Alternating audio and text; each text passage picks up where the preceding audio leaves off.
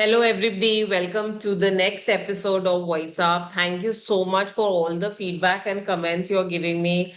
And it really is heartening to know that you are enjoying the sessions. Today's guest is again somebody very close, not just close to my heart, but the person has my heart.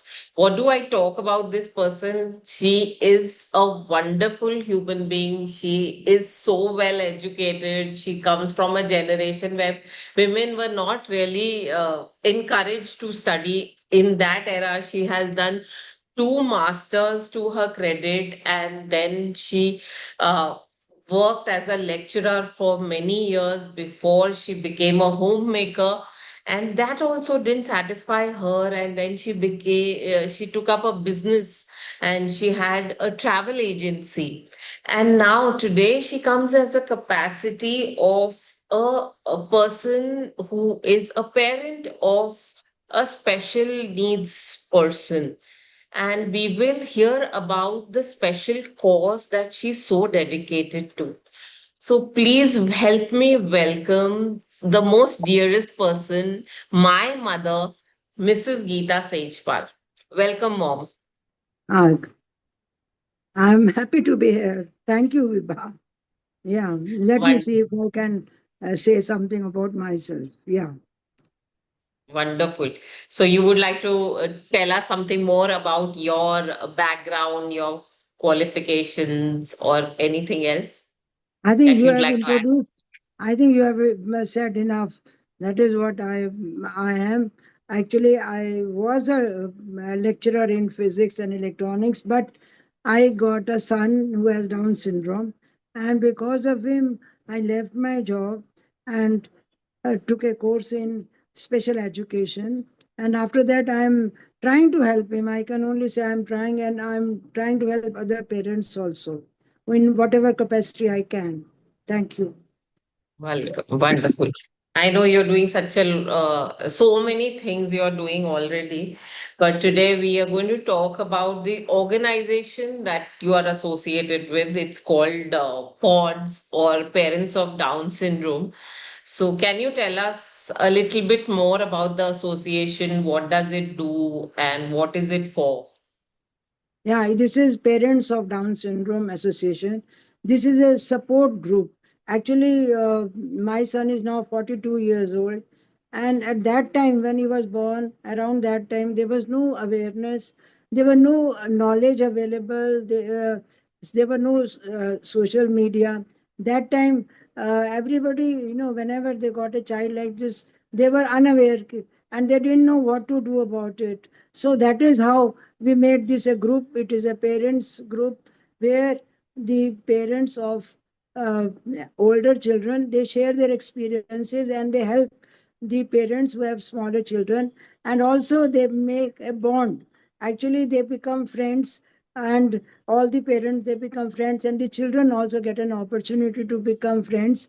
And we were trying at that time to give them some knowledge, because parents are all shocked at that time. They don't know what to do. They had never heard of Down syndrome. Even I had never heard about Down syndrome, what it is and what it is like.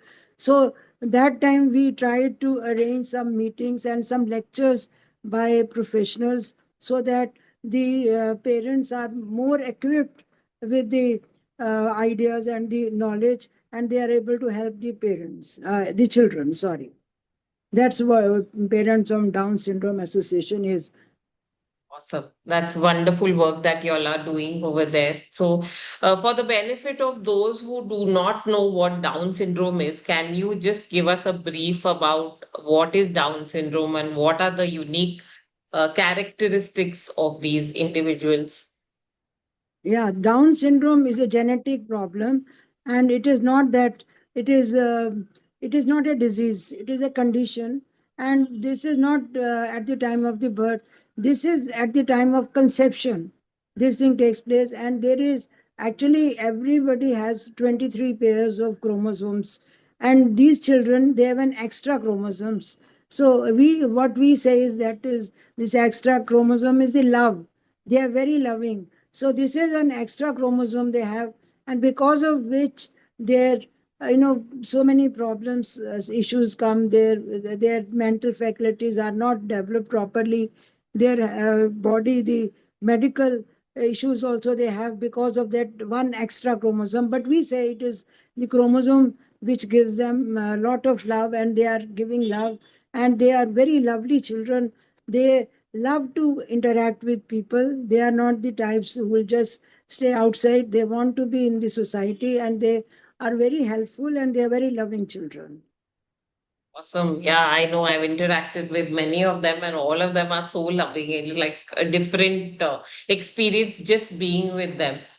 Okay, so I know that Pods does lot of work for these children. They are trying to find placements for them. They are trying to do awareness programs. So they do, you do a annual program where which features Pods children. Can you tell the audience a little bit more about that program and what happens in that?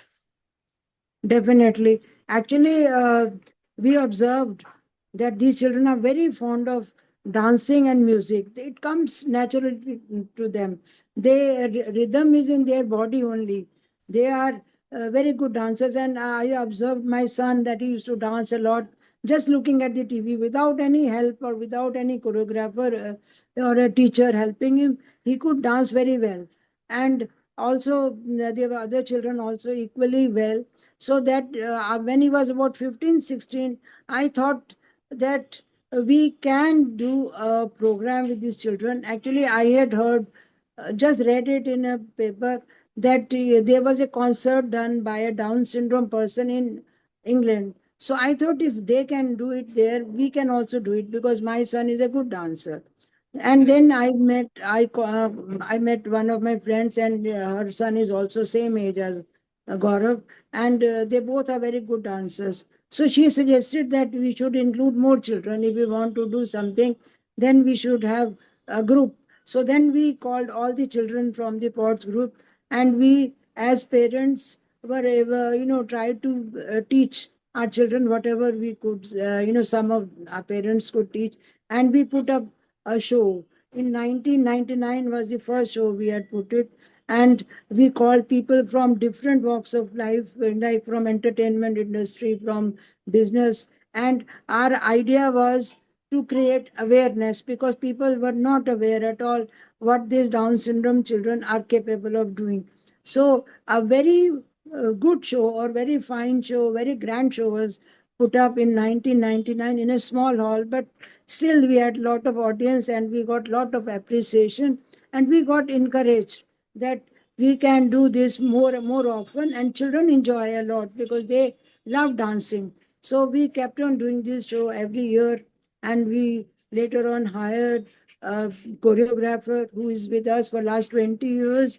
And now the frequency has decreased, because now there is lot of awareness already there, and these children have lot of opportunities. They have dance classes. Shamak Dabar here is a very well-known choreographer who is training these children, so they get a chance there. They are going for music classes, they are going for sports classes, so they are now in society. They are mostly their inclusion is taking place now. Inclusion was our aim, that we should be able to include our children in mainstream. So that is happening, and there is knowledge is available at the just as what you say computer. We just put a Click a button. finger on that, fingertips, it's available. So now we don't need to have so many lectures and all, but we have to go to people and create something for them. And now they are getting jobs also. Many of them are employed in catering industries, hotel industries, but still more, much more is to be done for these children, because they are part of society and they should be accepted as it is. Thank you. Absolutely agree with you, and that's so wonderful. And I have been to many of these shows, and I know these children are so good. They are so nice. And like, if I would like to tell this to the audience, if you ever get an opportunity to go and attend any event where people of determination are there, please go and see and encourage them, because just your one word of encouragement will mean a world to them. So, as a parent of a person with special needs, what do you feel is the one of the biggest challenge that you face on a day-to-day Actually, basis? yeah, as a parent of adult, now he's 40. So the maximum challenge I face, actually, the all children are different. They have different issues. But what I have noticed in last few years is that medical facilities are very inadequate, and they are not so easily available. And also, if they are available, they are very, very expensive because they need speech therapy, they need occupational therapy, and if it has to be done on regular basis. So a person from middle class, it is very difficult to afford those, and so that is where people just don't do it. And these things are very much required. So, but I think even medical professionals, they are, most of them are not uh, exposed to down syndrome, or for that matter other people with disabilities. So there's more knowledge is required for the medical professionals also. Correct. I agree with that. Like, the medical field needs to understand this condition, and not just Down syndrome, but any kind of medical where where the person suffering cannot communicate. The doctors have to step in and find ways of looking after their health, and maybe just offer some discounts in their services and all. Even the healthcare facilities, if y'all can do anything, please help these people out. It's very, very important. Okay, what is one message that you want to give to the people listening to us today? What would you want people to do? I just tell the people that please accept our children. They are, everybody has some issue, some challenge. So it is like them only, but maybe little more. But accept them. They should be included in the society wherever it is possible. And in whatever capacity they can contribute, they should contribute, and they should be contributors to the society. And secondly, for the parents of these children, I say that do whatever you can do, and don't stress too much, and leave the rest to the God, because God will definitely take care of these, and God has some uh, plan for these children. And please have faith in God. That is very important. Now, one more concern which we have as parents, as all of them think, what after us? That is a big problem which everybody has to go through it. And please don't worry too much. God has a plan. So please don't stress about that. And do whatever planning you can do, but don't stress too much. True, very true. Like, it's important that everybody, not just for special needs, for all the parents, all the caregivers, that try to do your best. And ultimately, you are not God. You cannot do everything. Apna jitna ho sake, you do, and the rest you leave it to Him. He is there. He will look after whoever He sent down here. Okay.